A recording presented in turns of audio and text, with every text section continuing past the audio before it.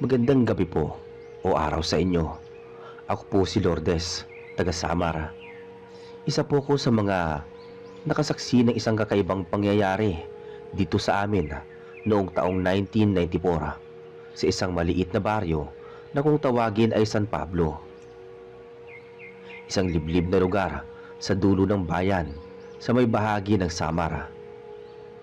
Ang kwento kong ito ay tungkol sa isang dalagang tendera ng isda na sa unang tingin ay isang simpleng babae lang, pero may tinatagong lihim na hanggang ngayon hindi ko pa rin makakalimutan.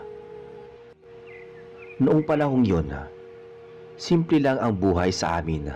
Karamihan sa mga lalaki ay nangingisda, habang ang mga babae naman ay nagtitinda ng isda sa palengke o kaya sa kalsada. Isa sa mga kilalang tindera noon ay si Angela.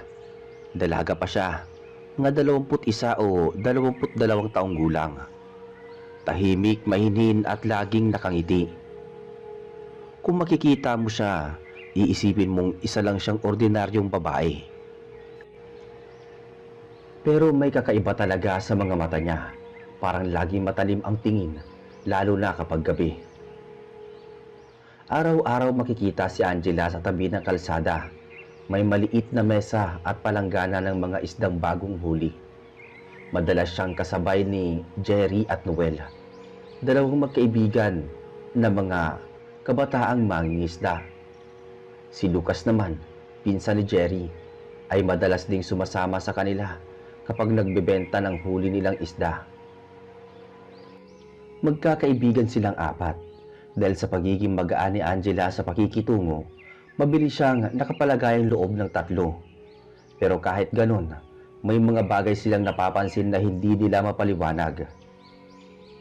Isang gabi, pagkatapos ng isang araw ng pagtitinda, nagkayayaan sina Jerry at Noel at Lucas na mag-inuman sa tabing dagat. Niyaya din nila si Angela, pero tumanggi ito.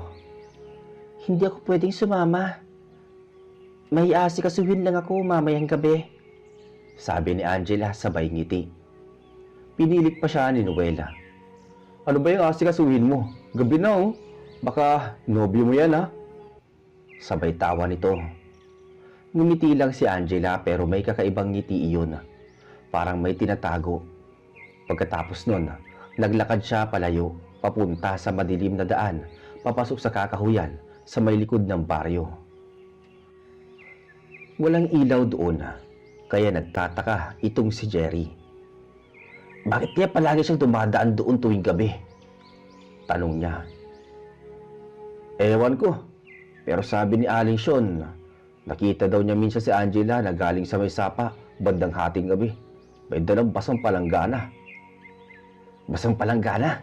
Eh bakit naman?" "Hindi niya raw alam pero sabi niya parang may dugo." Nagkatinginan silang tatlo. Natawa si Noela. "Baka naman nasugatan. O kaya may tinapon lang na isda. Wala yan."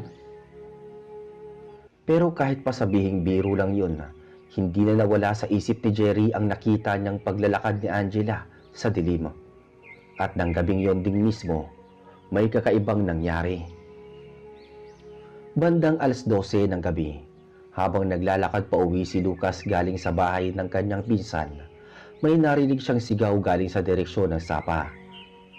Isang matinis na sigaw ng babae, pero hindi normal, parang halong iyak at halakhak. Napahinto siya dahil mausisa. Sumilip siya sa may likod ng mga punong saging. Sa liwanag ng buwan, may nakita siyang anino ng isang babae na nakayuko sa lupa. Dahan-dahan siyang lumapit at doon niya nakita si Angela. Naka-squat sa tabi ng patay na baboy. Kinakain nito ang laman ng hayop gamit ang sariling kamay. Napatakip ng bibig si Lucas. Pinipilit niyang pigilang mapasigaw. Nang sandaling yon tumingin si Angela sa direksyon niya. Nakita niya ang mga mata nito. Mapula, kumikislap, at ang bibig ay may bakas ng dugo. Agad siyang tumakbo pa uwi, halos madapa sa takot. Hindi niya alam kung anong gagawin kaya kinabukasan Dumiretso siya kina Jerry at Noela. Hindi ako makatulog, pre. Si Angela, nakita ko kagabi may kinakain siyang baboy. Buhay pa ata yung hayop. Anong kamo? Anong sinasabi mo? Totoo, pre. Nakita ko mismo puno yung dugo yung bibig niya at mukha niya. Para siyang para siyang aswang. Natahimik si Jerry. Baka naman nagkakamali ka lang. Hindi mo ba sinigurado kung siya yun? Siya yun, Jerry, siya yun. Yung suot niyang blusa, yung palda pareho sa suot niya kakahapon. Halos mabulol-bulol nitong sabi. Hindi na nakasagot si Jerry. Simula noon, nag-iba na ang tingin nila kay Angela. Pero kinabukasan, parang walang nangyari. Dumating ito sa palengke, nakangiti pa rin. Nagtitinda ng isda na parabang walang kakaibang naganap. Lumipas ang ilang araw. Napansin ni Jerry na palaging tumatambay si Angela malapit sa pwesto niya. Jerry, gusto mo bang tulungan kitang maglinis ng lambat? Tanong nito minsan sabay ngiti. Medyo naiilang si Jerry pero pumayag na rin. Habang naglilinis sila, napansin niya ang mga kuko ni Angela. Mahahaba, matutulis, parang kuko ng hayop. Angela, bakit parang hindi mo pinuputulan yung kuko mo? Ngumiti lang ito. Mas madali kasing maghiwa ng isda kapag ganito. Sagot ng dalaga. Pero sa ilalim ng liwanag ng araw, napansin ni Jerry na may kakaibang kulay ang balat ng dalaga. Parang may bahid ng abo at malamig sa tuwing nagkakalapit sila. Ang misteryosong pagkamatay ng hayop. Isang gabi, nagising ang buong baryo sa mga alulong ng aso. Kinabukasan may mga bangkay ng manok, baboy at kambing na natagpuan sa likod ng mga bahay. Walang dugo. Ang mga hayop, tuyong-tuyo, parang sinipsip lahat. May aswang. Kailangan maglagay tayo ng bawang at asin sa paligid ng bahay. Simula noon na, takot ang bumalot sa baryo. Ngunit sa gitna ng lahat ng iyon, si Angela ay kalmado pa rin, parang walang pakialam. Ang mga tao dito ang hilig maniwala sa mga kwento, sabi niya kay Jerry. Baka meron lang mabangis na hayop, hindi naman totoo yung mga aswang, dagdag pa ng dalaga. Pero habang sinasabi niya yon, napansin ni Jerry ang pagdulas ng dugo mula sa gilid ng labi ni Angela. Angela, may dugo ka sa bibig. Mabilis itong pinunasan ni Angela gamit ang dulo ng kanyang damit. Kanina pa yan. Nasugatan ako habang nagbubukas ng isda. Pero alam ni Jerry, hindi iyon dugo ng isda. Ilang araw lang ang lumipas. Hindi na nagpakita si Noel. Huling nakita siyang buhay ay noong gabing nag-iisa siyang umuwi galing sa bahay ni Jerry. Nang sumunod na araw, nakita ang bangkay niya sa gilid ng kakahuyan. Walang sugat, pero maputla at tuyong-tuyo. Parang wala nang dugo sa katawan. Ang buong baryo ay kinilabutan at sa gitna ng lamay may isang taong dumating. Si Angela. Nakangiti pa rin siya, nakaputing bestida, at habang nakatayo sa tabi ng kabaong ni Noel, napansin ni Lucas na tila naglalaway ito. Lumapit siya kay Jerry at bumulong. Hindi mo ba nakikita? Kanina pa siya nakatingin sa leeg ni Noel. Tahimik lang si Jerry. Hindi na siya makapaniwala sa mga nagaganap. Ngunit sa likod ng lahat ng iyon, alam niya may kinalaman si Angela. Nang matapos ang libing ni Noel, hindi na naging pare-pareho ang takbo ng buhay sa baryo. Lahat ng tao may takot, lalo sa tuwing sasapit na ang gabi. Ang mga bata pinapauwi bago lumubog ang araw, at ang mga lalaki ay laging may dalang bolo o itak kahit pa simpleng pag-ihi sa likod ng bahay. Ako mismo, hindi na rin mapakali kasi ilang araw matapos mamatay si Noel, may mga bagong kwento na naman. May alagang baboy raw ang biglang naglaho at may nakita na lamang na anino sa may sapa. Si Jerry halos hindi na kumakain. Naisip ko, Kung si Angela talaga ang may gawa ng lahat ng to, kailangan may paraan para mapatunayan. Sabi ni Jerry sa akin noon. Tahimik lang ako. Alam kong malalim na ang iniisip niya.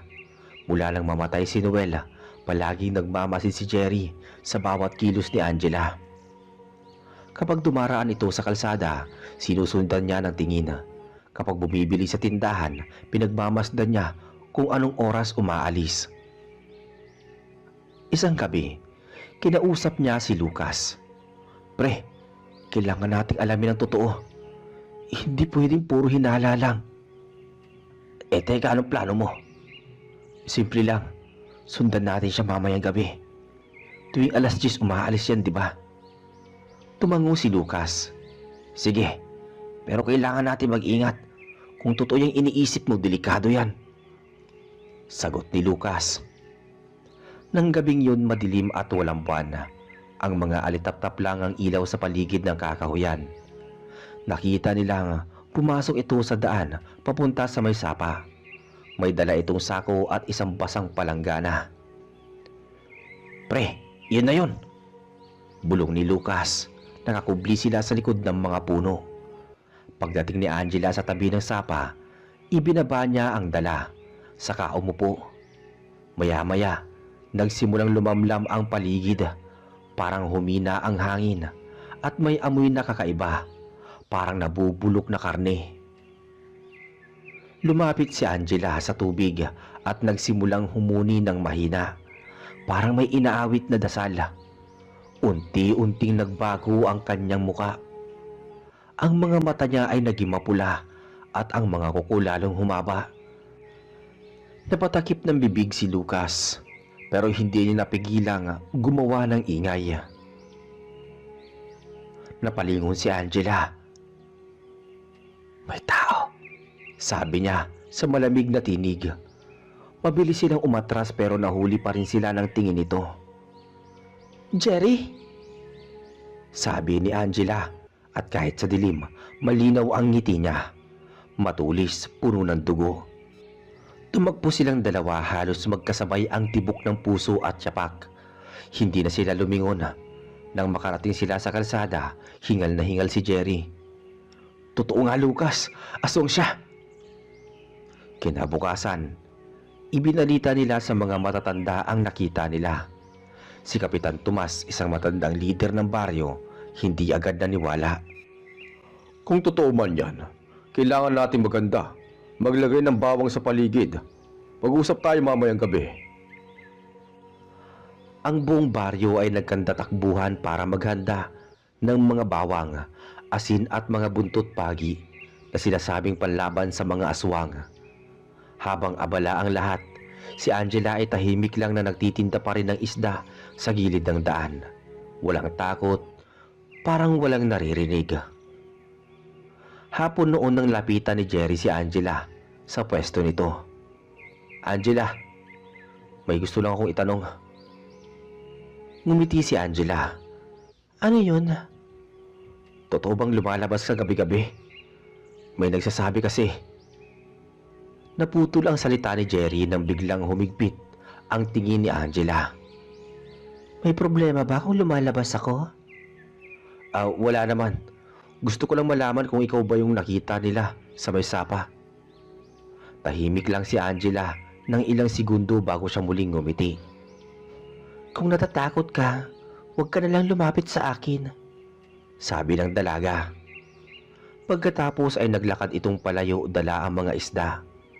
Habang nakatalikod ito, napansin ni Jerry na sa bawat hakbang nito parang may bahagyang bakas ng paa na may kuko. Hindi karaniwang bakas ng paa ng tao. Bandang alas 12, nagtipon ang mga lalaki ng baryo sa may kubo ni Kapitan Tomas. May dala silang sibat, itak at mga bote ng langis. Kung lalabas ulit ang halimaw na yan, hindi na tayo magpapatumpik-tumpik pa, sabi ng kapitan. Habang nagbabantay sila, may biglang humuni sa labas. Mahina sa una tapos lumalakas, parang boses ng babae na umiiyak at tumatawa. Sa puntong ito lahat kami nanginig sa takot. Mula sa dilim, May lumipad na anino dumaan sa ibabaw ng mga puno. "Nandoon!" sigaw ni Lucas. Tumakbo silang lahat, dala ang mga ilawan. Sa tabi ng sapa, nakita nilang muli si Angela. Nakaluhod sa lupa, may kinakain na hindi nila agad nakilala. Nang lapitan nila, isa pala yung aso ni Aling Sean. Halos wala ng laman. "Angela, tama na!" sigaw ni Jerry. Lumingon ito at sa unang pagkakataon nakita nila ng malinaw ang tunay niyang anyo. Maputla ang balat, ang matay pulang-pula at ang bibig ay puno ng matutulis na ngipin. "Hindi niyo ako maintindihan. Hindi ko to ginusto," sabi ni Angela. Pero lumapit si Kapitan Tomas sa hawak ang buntot pagi. "Umalis ka sa baryong to. Kung hindi, mapipilitan kaming tapusin ka." Napasigaw si Angela, isang sigaw na halos bumasag sa tahimik na gabi. Pagkatapos nun, bigla siyang tumakbo papasok sa kakahuyan. Hindi na nila siya nasundan dahil parang naglaho sa hangin. Kinabukasan nakita nila ang mga bakas ng dugo papunta sa bundok, pero doon na rin nagtapos ang mga bakas. Mula noon, muling natahimik ang baryo. Wala nang namamatay na hayop, wala nang sigaw sa gabi, pero si Jerry hindi pa rin mapakali. "Babalik yun. May utang siya sa atin, lalo na kay Noel." Ako naman, tuwing dumadaan ako sa may sapa, pakiramdam ko may nakatingin pa rin sa akin. Minsan, may naririnig akong mahinang boses sa hangin. Boses ng babae, parang si Angela, humahaplos sa hangin, nagbubulong ng pangalan ni Jerry. Pagkalipas ng ilang linggo matapos ang pagkawala ni Angela, akala namin tapos na ang lahat. Tahimik na uli ang baryo. Wala nang mga alulong ng aso, walang sigaw sa gabi, at unti-unti nang nagbalik sa normal ang buhay ng tao. Pero para sa amin nila Jerry at Lucas, hindi pa tapos ang lahat. May pakiramdam kaming babalik siya. Noong unang Sabado ng Oktubre, napansin ni Aling Sean na nawala ang isa niyang alagang manok. Kinabukasan nakita itong patay sa ilalim ng bahay, tuyong-tuyo, parang sinipsip na naman. Mula noon gabi-gabi silang nagbabantay sa may sapa. Minsan may naririnig silang mahinang pag-awit sa hangin. Hindi nila makita kung saan nanggagaling, pero pamilyar kay Jerry ang boses. Boses iyon ni Angela. Isang gabi bandang 11:00, habang nakaupo sila sa tabing sapa, biglang lumamig ang hangin. Tahimik ang paligid, tanging langit-ngit lang ng mga dahon ang naririnig. "Pre, may naririnig ka ba?" "Oo, parang humahaplos sa hangin." Maya-maya may aninong dumaan sa likod nila.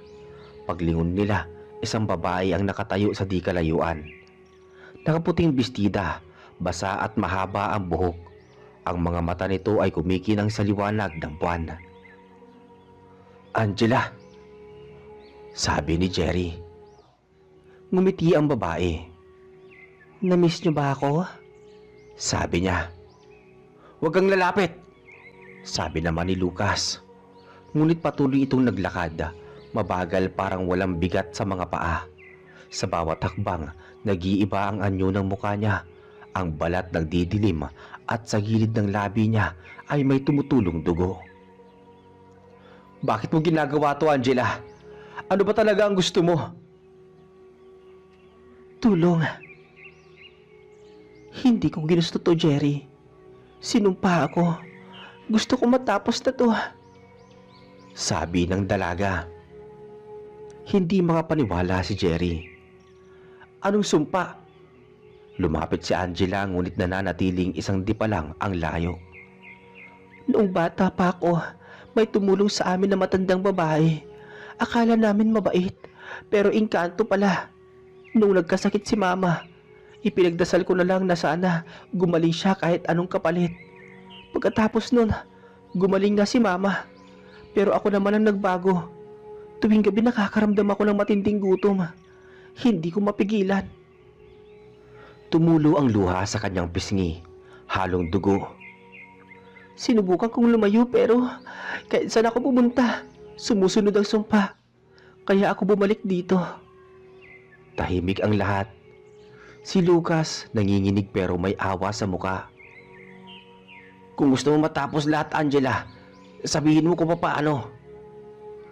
Tanging apoy lang, pero hindi ko kaya sunugin ang sarili ko. Lumapit si Jerry, hawak ang lampara. Kung yan ang gusto mo, tutulungan ka namin. Pero ayokong saktan ka. Ngumiti si Angela. Salamat, Jerry. Pero kapag dumilim na ng tuluyan, hindi na ako si Angela. Aswang na ako. Kapag nagbago na ako, wag kang lalapit. Lumipas ang ilang sandali, biglang bumigat ang hangin. Ang buwan ay natakpan ng ulap. Sumigaw si Angela at bigla siyang nagbago sa harap nila. Ang mga mata nag-aalab, ang ngipin ay tumulis at ang balat naging gulay abo. Lucas, apoy! Sigaw ni Jerry. Dali-dali ang kinuha ni Lucas ang bote ng langis at sinindihan. Habang nakataas si Angela, humagigik ito. Hindi niyo ako matatalo. Pero lumapit si Jerry kahit nanginginig. Pasensya ka na, Angela. Itinapon niya ang apoy. Sumabog ang liwanag at sa loob ng ilang segundo, umalingaw-ngaw ang sigaw ng isang babae. Kinabukasan, natagpuan nila sa gilid ng sapa ang abo at ilang piraso ng puting tela. Wala lang katawan, wala lang dugo. Tahimik ang paligid pero may naamoy silang halimuyak ng isda. Pamilyar, parang mula sa mga paninda ni Angela. Simula noon, muling naging tahimik ang baryo. Walang aswang, walang alulong ng aso. Ngunit si Jerry, araw-araw pa rin pumupunta sa sapa. Tinitignan ang tubig. Minsan daw, nakikita niyang may lumulutang na bulaklak ng isda. Parang inaalay ng hangin. Bago tuluyang umalis si Jerry sa baryo, dinalaw niya ako. Kapag may narinig kang humahaplos na boses sa gabi, huwag kang matakot. Baka si Angela yon, nagpapasalamat. Sabi ni Jerry. Pagkatapos noon, hindi ko na siya muling nakita. Hanggang ngayon, kapag may bumabagtas na malamig na simoy ng hangin tuwing gabi, minsan may naririnig akong mahina, isang boses na bumubulong ng pangalan ni Jerry. Pagkaraan ng ilang buwan matapos ang insidenteng iyon, halos nakalimutan na ng mga taga-baryo si Angela. Tahimik na ulit ang baryo. Nang bumalik ang mga bangka sa laot, parang nagbalik din ang sigla ng mga tao. Pero kay Jerry, hindi pa rin payapa ang gabi. Tuwing dumadaan siya sa sapa, nararamdaman pa rin niya yung bigat sa hangin. Parang may nakatingin sa kanya mula sa ilalim ng tubig. Isang gabi habang umuulan ng mahina, narinig niyang parang may tumatawag sa labas. Mahina lang yun pero malinaw. Napahinto siya sa paglalatag ng lambat. Wala namang ibang tao sa paligid. Lumabas siya, bitbit ang lampara. Sa may dulo ng bakuran sa tabi ng puno ng saging, may bakas ng basang paa. Maliit parang babae. Sumunod siya sa bakas hanggang sa may sapa. Pagdating doon, may nakita siyang kumikislap sa tubig. Isang piraso ng puting tela, sinunog sa gilid pero may natirang sulat na mahirap basahin. Napatras siya na palunok. Tumakbo siya kina Lucas. Pre, bumalik siya, hingal na sabi ni Jerry. Napakunot noo si Lucas. Paano mo nasabi? May iniwan siyang tela sa may sapa eh. May sulat pa. Baka naman hangin lang yun. Hindi pre, yung boses niya naririnig ko eh. Tahimik silang dalawa. Si Lucas bagamat hindi naniniwala sa una, alam niyang hindi si Jerry yung tipong mag-iimbento ng kwento. Nag-ayos siya ng mga gamit, kinuha ang kanyang bolo. Kung totoo yan, kailangan natin maganda. Hindi na tayo pwedeng magbigla. Kinagabihan pumunta silang dalawa sa kubo ni Kapitan Tomas. Kap, May kakaiba na naman sa may sapa eh, sabi ni Jerry. Nag-ayos ng upo ang kapitan. Wala na dapat yan. Hindi ba't sinunog nyo na yung bangkay? Wala kami nakitang bangkay, sabi ni Lucas. Abo lang yung nakita namin eh.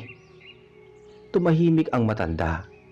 Kapag hindi tuloy na nasunog ang laman, maaaring may natirang bahagi.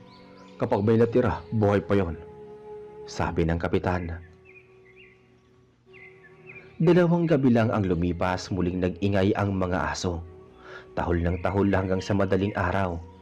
Nang silipin ng mga tao, may mga aninong gumagalaw sa may kakahuyan. Kinabukasan, may nakita silang bakas ng dugo sa may pader ng kapilya. Isang babae na madalas magdasal tuwing hapon ang unang nakakita. Jerry, Lucas, may dugo dito sa likod ng simbahan. Nilapitan nila at nakita nga mga patak na parang hila papunta sa kakahuyan. Baka hype lang yan. Pero ramdam nilang lahat na hindi ito ordinaryo. Pag uwi nila, narinig ulit nila ang boses mula sa labas. Jerry, tulungan mo ko.